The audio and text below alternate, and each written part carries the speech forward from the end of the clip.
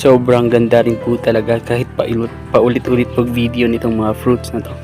Ayan yung palaging may hinog na fig tree. Ayan.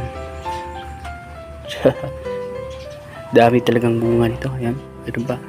So ganito talaga yung kagandahan kapag ka nagtanim tayo dito ng mga temperate fruit sa Pilipinas, kasi while fruiting, ayan, merong mga bagong fruit, merong hinog, ayan, so may mga hinog, and then may namumuo na rin pong mga new na mga fruit, ayan. So pwede tayong makapag-produce all year round ng mga ganitong klase